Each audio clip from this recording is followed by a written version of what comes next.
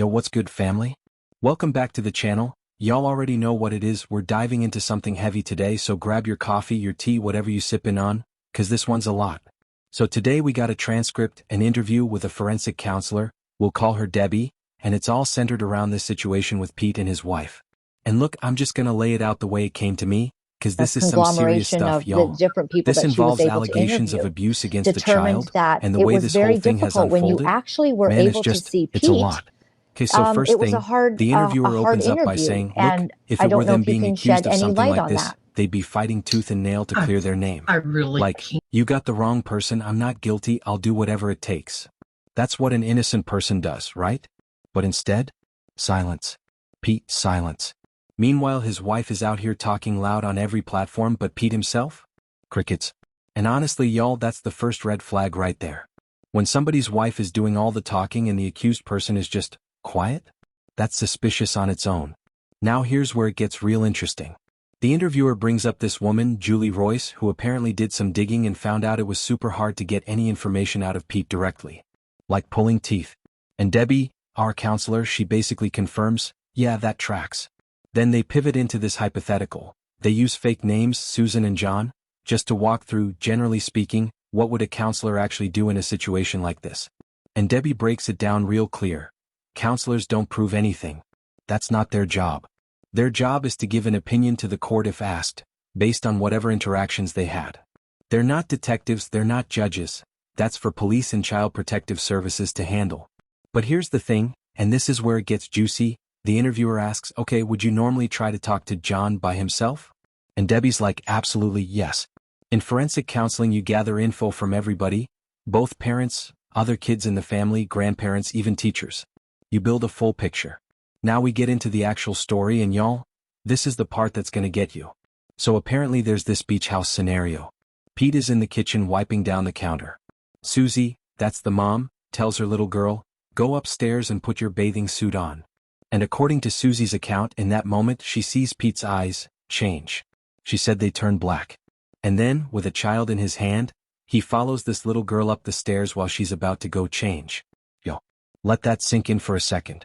The interviewer asks Debbie point blank, would any normal man, any father, brother, husband, ever want to be anywhere near a room where a child is changing into a swimsuit?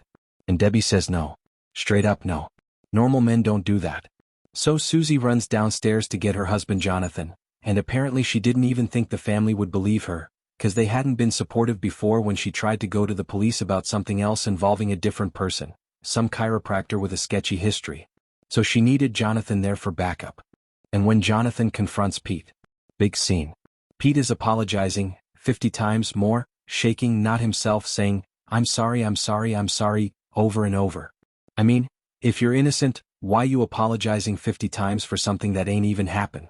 But then, and this is wild, they go to Marcus and Joni instantly says Pete is innocent. Like immediately.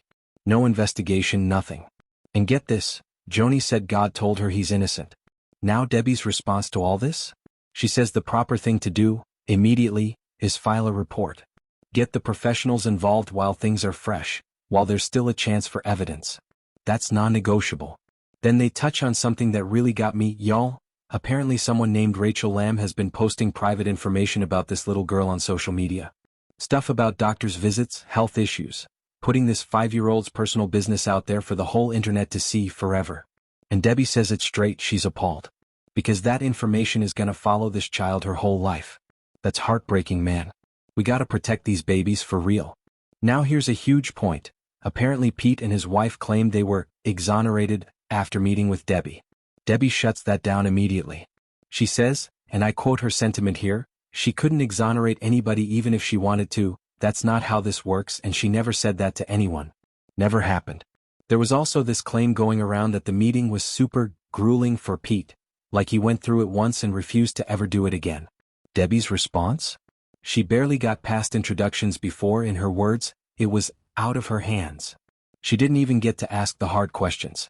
So for somebody to call that experience grueling, that says something about how they perceive just being asked basic, pointed questions. There's also this part about a pastor, Miss Denise Boggs, who Pete kept going back to, multiple times, even at a funeral, asking her to write him a clearance letter. Just put it on letterhead, he said. And she told him straight up, I can't do that. that's not in my lane. And Debbie confirms, nobody can forensically clear somebody. That's not a thing. The most a counselor can do is offer an opinion if the court asks. And one last thing, Debbie confirms she was never paid by the family. No compensation at all for her work. So look y'all, I'm not here to play judge and jury.